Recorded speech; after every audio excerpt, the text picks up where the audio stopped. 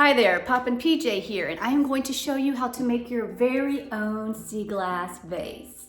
Let's get to it. You will need a glass vase or any other type of glass piece that you would like to give the sea glass effect. You will also need some Elmer's glue. I have a couple of bottles here that I can use. And you will also need some food coloring. I am choosing to use yellow and blue. I am choosing to apply the paint mixture with a paint roller.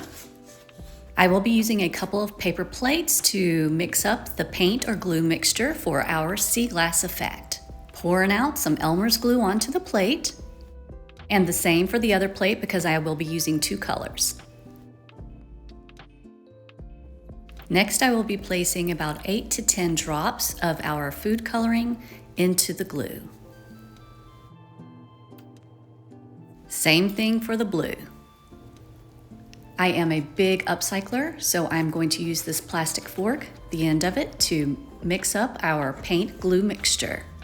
The other end of the fork, I will mix up the blue mixture. This blue color is so pretty.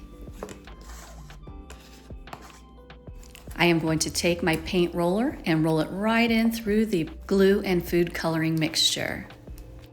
Once you have the roller with a good coat of the mixture, you will take your glass piece and just begin to lightly roll it right on the outside of the vase is the technique I'm doing.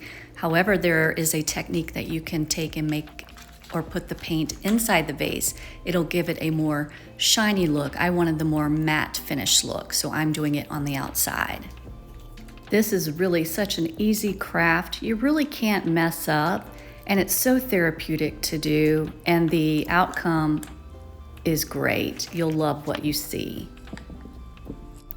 Now I'm going to apply some of the blue glue mixture. And as you see, I am doing some overlap on the yellow, and that's okay because it's going to give a beautiful look. And I am just creating as I go along. I didn't really have a plan, but just as I'm painting, I am thinking about how I want the vase to look. I am going to go back to the yellow mixture now. So reapplying the yellow roll onto the paint roller, and I'm going to finish the top part of the vase here with the yellow, again with some overlap onto the blue.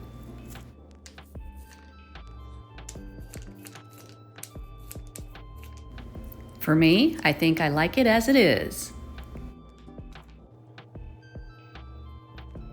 Now we just sit it somewhere and let it dry. And look how beautiful this piece came out from this to this. I love it, and I know just where I want to put it. It can sit alone because it's beautiful art, or you can put flowers in the vase. So if you love this DIY project because it was easy and budget friendly, then you will enjoy my channel because I have lots of DIY for you and many other things too. So I would appreciate it if you would subscribe and share. Until next time, Poppin' PJ has something for you.